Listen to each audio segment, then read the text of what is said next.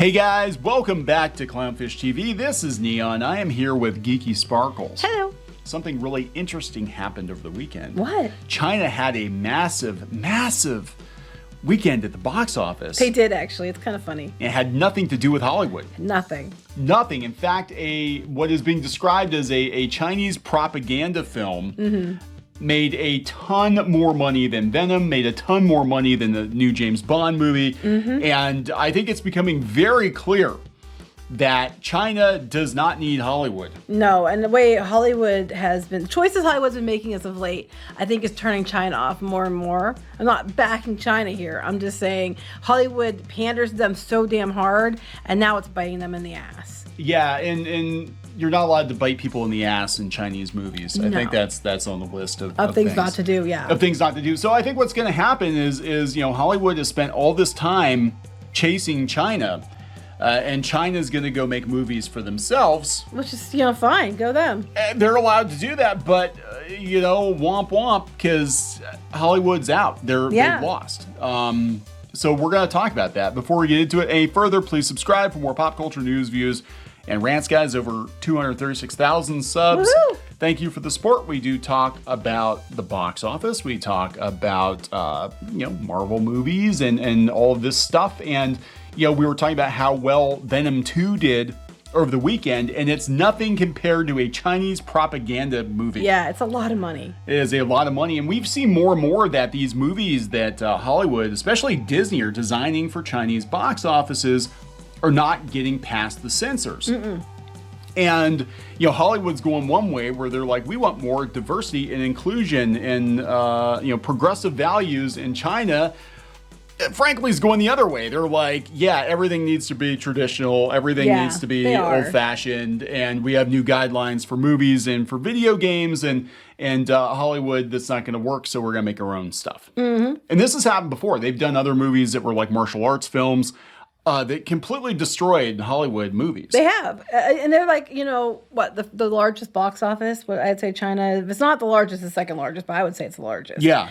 And, Hollywood, that's why Hollywood wants them so bad and why they're pandering so hard. Now they seem to be shifting, like at least Disney, their attention towards India now. But, China's just like, they're blocked. And then meanwhile, they don't even have release dates for some of the movies, especially from Disney, over in China yet. So some of these things aren't even allowed to be released over there. And then, but they're releasing their movies in their place. And this is the danger of pandering to China, because they're like, yeah, we don't need you, Hollywood. We really don't need you. And Disney, man, they went all in. They did go all in. They changed everything just to cater to China. Now China's like, yeah, we're going to just release propaganda and pretty much force people to go see this movie and make a lot more money. And Luca. Yeah. And Luca. And we don't really need you. So, maybe this is a cautionary tale. Hollywood, you need to go back to just making movies for your primary audience. And if China wants them and it's gravy for you, that's fine. But don't pander to China. Yeah, don't expect it. So here we go. Got to give a hat tip to CCG, who sent this over yesterday.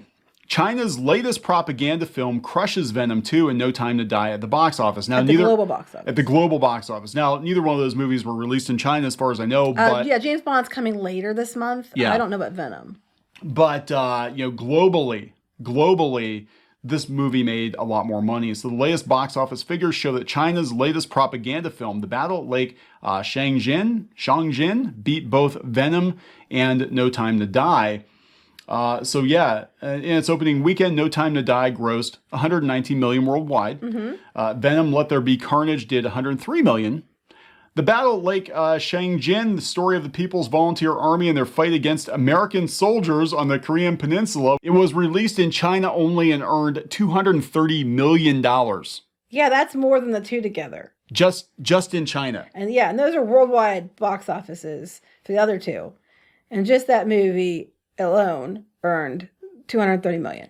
It should be noted that No Time to Die is not open in China yet, so I guess Venom has. Did Venom open there? I don't know. I knew one of them didn't, at least. The Battle at Lake Shang-Jin was commissioned by the Chinese Communist Party-ruled government. Oh, shocker. As part of the centennial celebration this year. The government required that cinemas throughout China play at least 2 propaganda films a week for the entirety of the year to celebrate the establishment of the CCP. This sounds like where Hollywood's going. I'm just saying. These films will have to be closely focused on the themes of loving the party, loving the nation, and loving socialism. Again, it sounds like where Hollywood and that's going.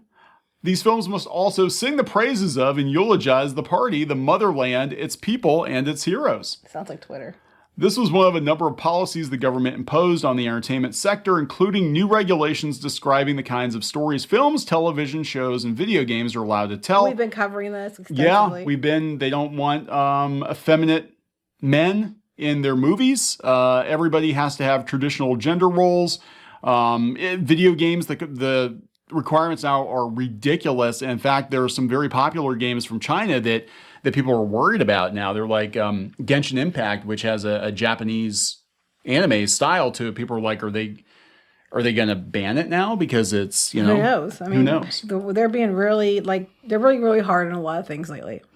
What kind of characters they're allowed to include, and what kind of settings or symbols they're required to avoid. Anything supernatural, whatever. In addition, controversial celebrities such as Zhao Wei, have been erased from the internet. Yeah, we heard about that before. In order to discourage and combat the idolization of celebrities.